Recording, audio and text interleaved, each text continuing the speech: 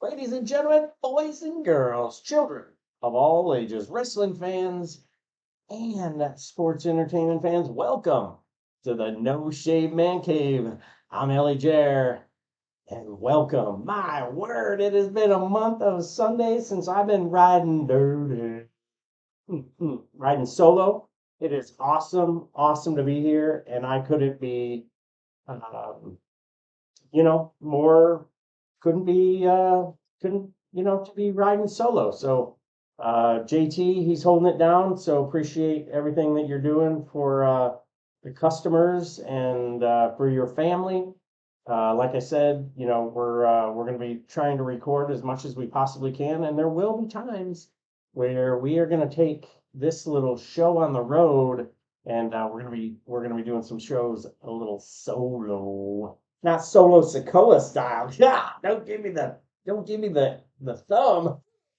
So hey, welcome again, ElliJare. If you're just checking us out here in the No Shave Man Cave, normally I'm here with my tag team partner Jay Tilly, but like I said, he's holding it down, and we come to you 3 times a week. Once a week, you can find us on the Fantasy Sports Court. Thanks to the coach and the entire squad over there. They are doing some big things. So make sure if you're not just checking us out, you are swinging by and checking out all the other great shows that they've got. They've got a really cool one called the Fan Bus, and it is always something super interesting. And had a blast last time we were on there. So next time we get a chance, we are definitely hopping on the bus because it was a lot of fun, and we did some bourbon tasting. But anyway, hey, like I said, welcome to the No Shave Man Cave. I'm gonna run down what seems like a month ago, and that was Crown Jewel. And I'll give you my beard rating, and I'll tell you what I thought of it. And these are my opinions. They aren't Jay Tilly's. My WWE brain, which sometimes is does the trick, but there are times where my WWE brain gets absolutely in the way of a good idea. And this sort of this sort of super house show they do with Crown Jewel sort of makes me feel, a certain kind of way about it. And it's, you've got, and now we're talking about the history and the reign of Roman Reigns. He's coming up on Hogan. Well, listening to another show with Bully Ray and Dave LaGreca and Tommy Dreamer on Busted Open, they're sitting there talking and brought up a really good point. So we're just steamrolling Bob Backlund's championship reign. So he held it for 600 days, 600 and some change, lost to Antonio Inoki, and then his subsequent reign as world champion isn't being recognized. And that was like another almost 1,300 days. So we got that, which now means, he's just got to get past Hogan, which now means that when Jay Tilly and I are sitting in Lincoln at WrestleMania Night 2 main event, there's a good chance that it's not going to be Cody Rhodes versus Roman Reigns. Because I think they're going to want to give Cody Rhodes his WrestleMania moment, so he gets a big win. I don't know if he'll walk out with a championship or not. And then we'll get to SummerSlam, and then he'll win. He'll win the championship. Finish the story and the dreams, and oh my goodness, come on. Well, let's talk about a really, really cool story, and that's Sami Zayn. The character development of this guy off the hook, couldn't enjoy it anymore. With him and Kevin separated, what makes you think or feel that we're not going to have some kind of war game situation? And then next thing you know, they're in a match at WrestleMania, just like Jay and Jimmy, because it's in Philly, right? The city of brotherly love. Boom! It writes itself. I'm not the only one, right? So we've got our tinfoil hat on. We're conspiracy theorying what the WWE is going to do with the card for WrestleMania. Is Seth Rollins going to go in there as your world champion, or will Damian Priest have already won it, and now it's going to be him and Finn Balor? Another writes itself. They're like brothers. They're tag team partners. They're tag team champions. So hey, so Sami Zayn, he has a match against JD McDonough, and he wins. Okay, cool story, did some work. But what's more significant about it, with all of the human rights, situations that are going on, Sami Zayn was able to perform for the WWE Universe in Saudi Arabia. I thought that was awesome, really good story, and it comes up again later on in the night. So it was really cool to see him. But WWE has got the market cornered on black hoodies. Every single episode, I don't know who's producing all these damn black hoodies, but I tell you, there's a lot of them, right? So we got Seth frickin' Rollins against Drew McIntyre. Perfect opportunity to put the strap, put the title, put the championship on Drew McIntyre in front of fans. We don't do it. Great match, about 18 minutes, almost 20 minutes. Really good match. Had a lot of, turmoil, a lot of back and forth. And I really thought this was the perfect opportunity for Seth to drop the championship. Drew wins. But what does this do? Think about it. What does it do to Drew's character? How is he going to continue to go on knowing that he was this close again to becoming a world champion? He carried the championship all throughout the most forgettable era of sports. He won the championship in a recorded match, and he didn't have the championship out until after the match. So he didn't sit there watching his match against Lesnar winning the world title with the title. And he was a great champion, and it's really, really unfortunate that he's not getting a championship reign in front of people. Okay, it is what it is. Oh well, they gave him his WrestleMania moment because he was the first person out in Tampa when there were fans, and it was just like what the Super Bowl did. They had every like third seat or something, and they put like a little cardboard cutout of a fan. Okay, cool. He goes out, whatever. Come on, don't give me that. We're talking him holding a championship up in front of the WWE Universe, celebrating a win, just like Rhea Ripley got to celebrate a win in her Fatal 5-Way. And this whole match was really, really good. Nia Jax was present and accounted for, and everybody did freaking awesome, awesome work. And the following night, when they went and did the Battle Royal, really awesome work done, by a couple of the superstars, that were here in this match. So Rhea Ripley comes out, the victor. Kudos to her. She continues the reign. And like she said, I'm not even mad about it, right? I'm not even mad about mommy being on top.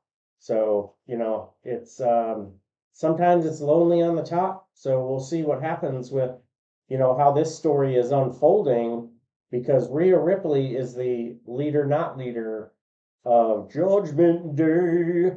So you never really know what's going to happen. Is Priest going to be in his fields because there was a match made? Is Dirty Dom going to say something crazy? Who knows what Finn and JD are going to be talking about? Really don't know. I'm here for it. I want to see where this is going to go.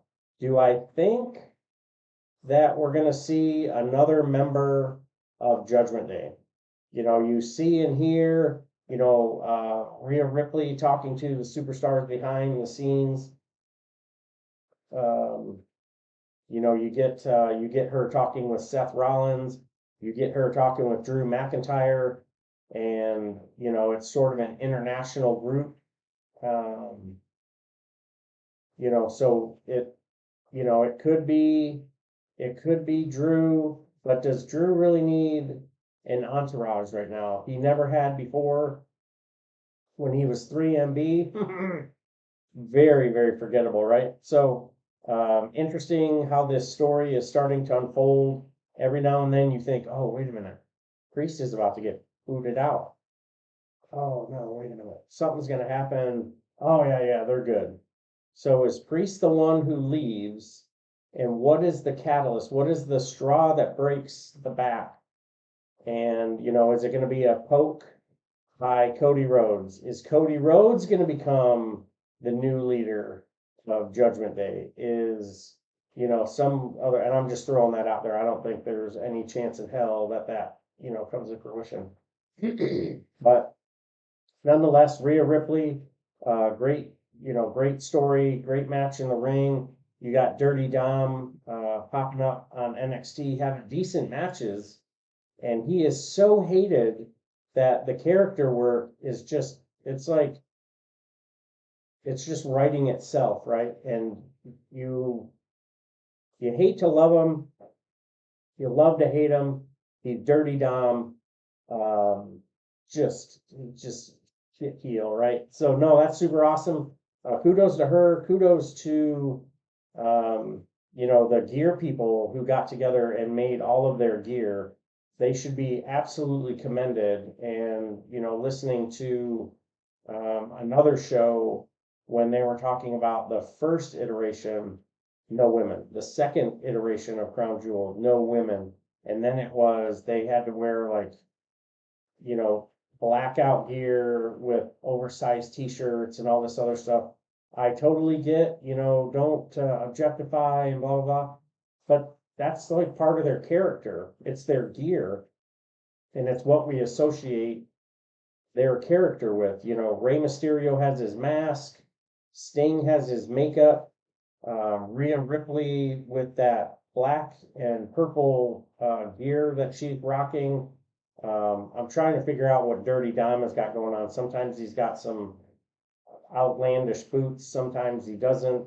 The Fiend, or not, I'm sorry, the Fiend, but the Demon and, you know, Finn Balor, sometimes he's Finn, sometimes he's, you know, the Demon. So, you know, this is their character.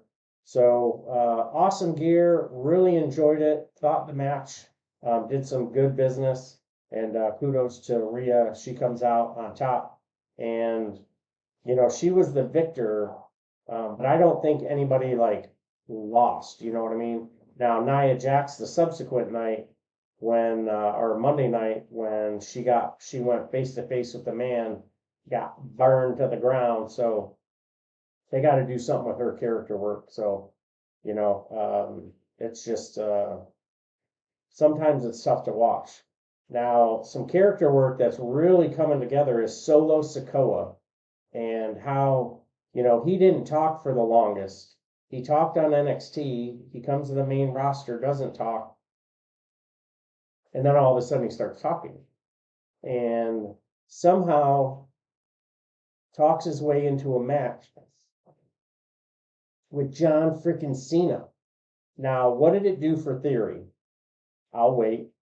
Didn't do much for him, because he's now in a tag team with Waller. So I have no clue what is going on with Theory. He had a rocket to him. The old man isn't in charge anymore. It's Papa H. And, you know, he drops the U.S. title, and now he's in a tag team with, you know, with basically a rookie who got called up from NXT not that long ago. So, you know, hey. But Solo Sikoa, he defeats John Cena with like 47 Samoan spikes. He freaking nailed them over and over again. So easy way to write John Cena off of TV, and you know, we'll see him at WrestleMania. How will it play him at WrestleMania that is going to be interesting to see. Is it still going to be bloodline related? I don't want to see it be Cody Rhodes, because what is a victory for Cody over John Cena when John Cena was just talking he hasn't won a match in 2,000 days.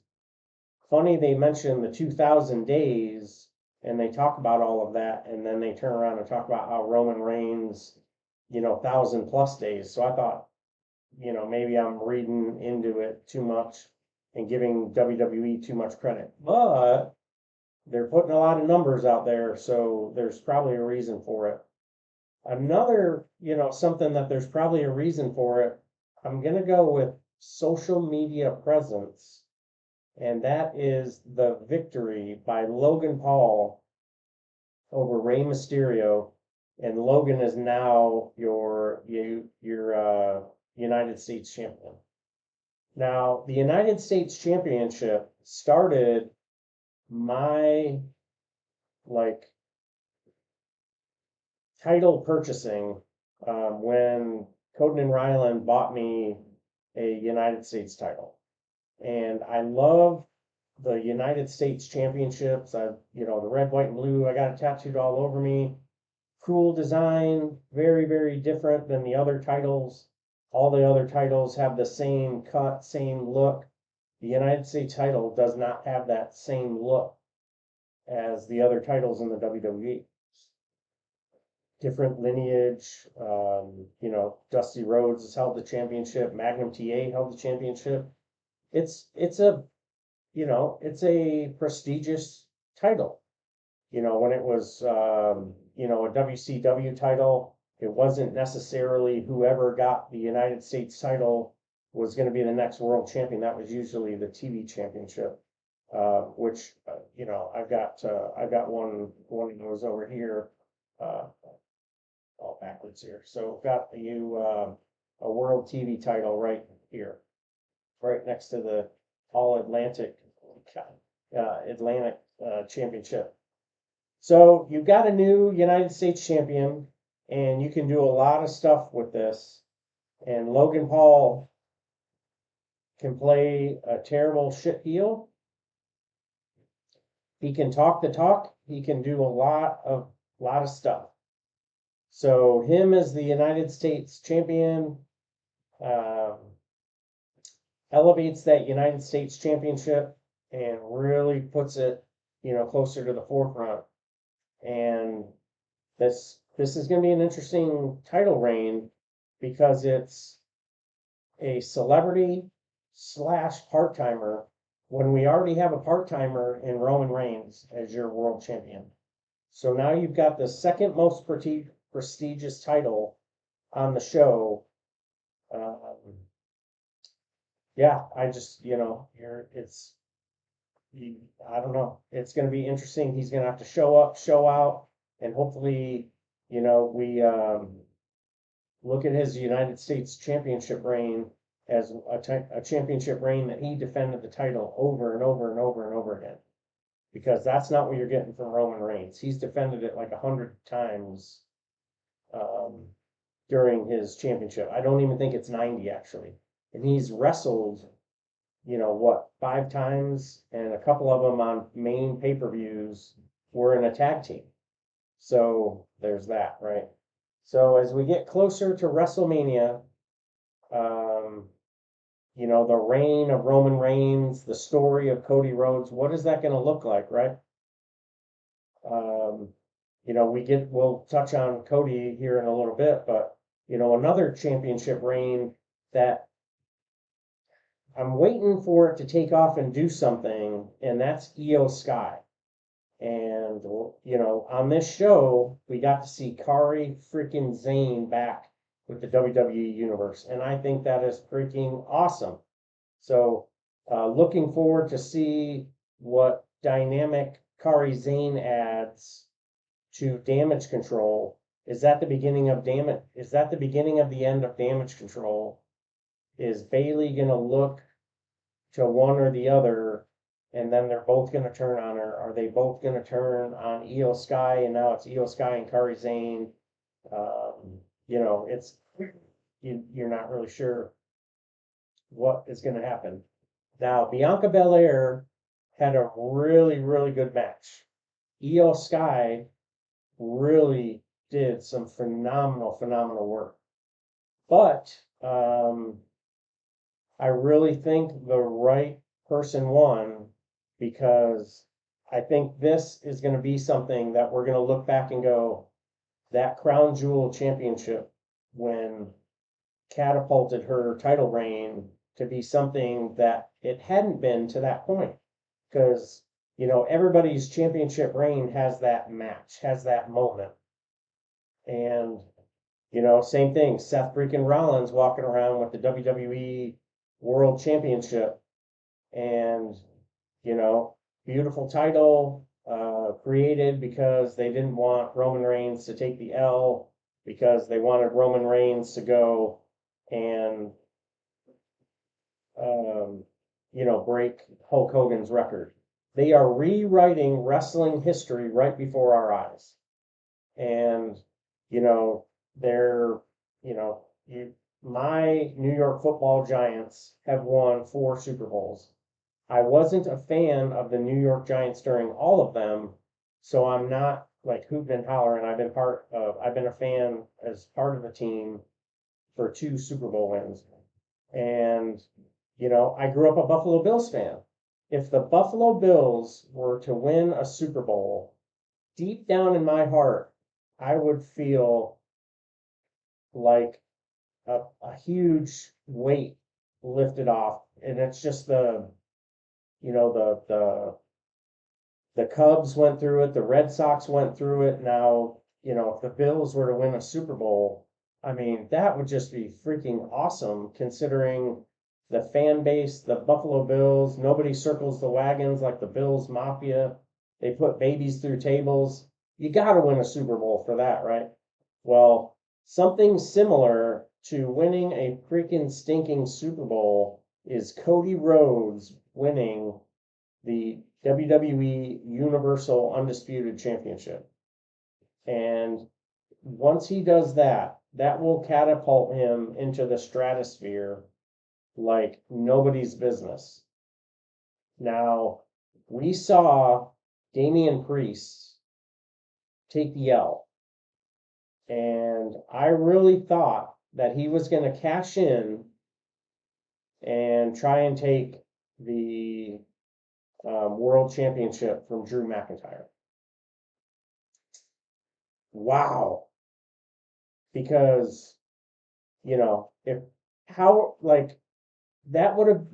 probably would have been worse for Drew that would have been worse for Drew. If he would have won, he's exhausted. He took a curb stomp. He took, you know, everything under the sun. Frog splash, the whole 9 from Seth freaking Rollins.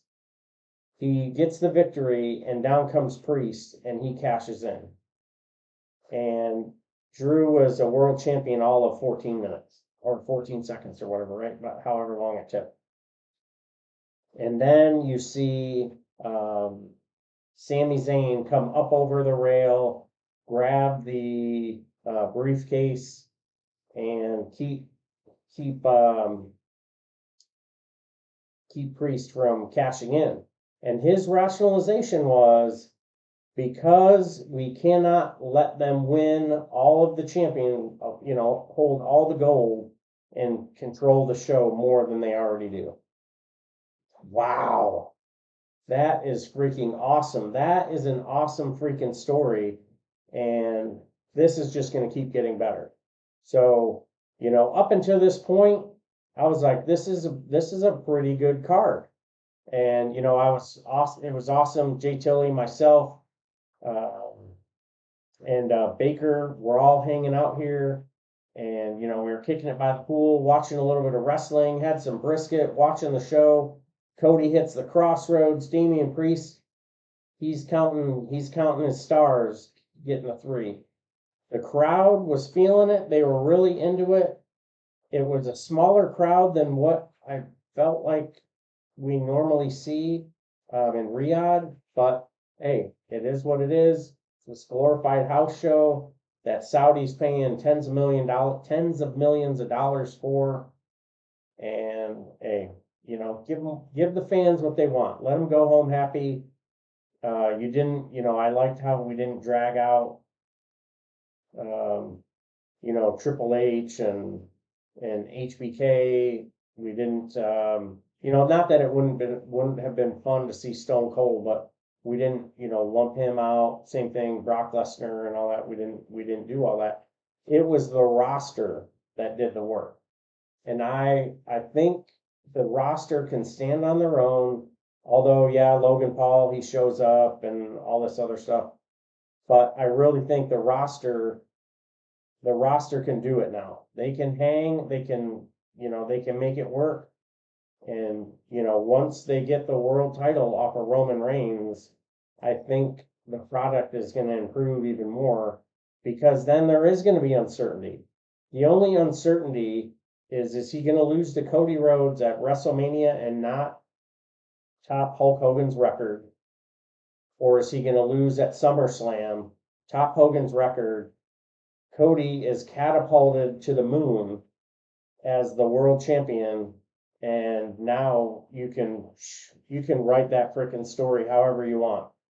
And there's going to be more titles. There's going to be more free agents going over there. There's the women's Stardom champion starts with a G, Galeria. It's not Julia. That'd be too easy. It'll come to me. So she's an international star. She's only 29. They're talking to her. Will Ospreay is being courted by the WWE. I mean, my goodness, the stories that could be told, right there before our very eyes with the American Nightmare, Cody Rhodes, as your undisputed Universal Champion. That is going to be wild. So, but unfortunately, we have currently Roman Reigns as your tribal chief and the world undisputed Universal Champion.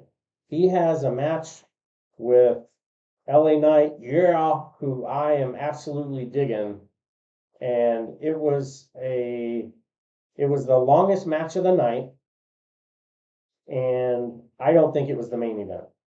I mean, I'm sorry, I don't think it was the best match of the night, but I still think it was a really good match. I think that LA Knight did himself some good, did himself some justice, and didn't go out there and get thumped. He didn't win, but I still feel like he got over. The crowd was still feeling him. You saw some of the video footage after him walking out. So I really think that it was some good business. So kudos to WWE for putting a show together in Saudi Arabia. You had Sami Zayn defeat J.D. McDonough. Seth freaking stinking Rollins defeated old Mr. Drew McIntyre. Rhea Ripley came out, your women's world champion. Solo Sikoa spiked the guy you can't see in John Cena. Logan Paul is your new United States champion after defeating Rey Mysterio. So that'll be a fun feud now. Whatever Rey Mysterio is going to do, I think there'll be some infighting with the LWO, and that'll all get figured out, and then probably turn into a WrestleMania match involving Rey Mysterio and Dirty Dom. Somehow that'll turn into a thing, like Dom somehow paid off LWO, and okay, we'll tidy that part up. Io Sky is still your women's champion by defeating Bianca Belair, and the American Nightmare comes out on top after defeating Damian Priest, and Roman Reigns is still your undisputed Universal Champion. Undisputed, I don't know about that. His last victories are only because they are disputed, my friends.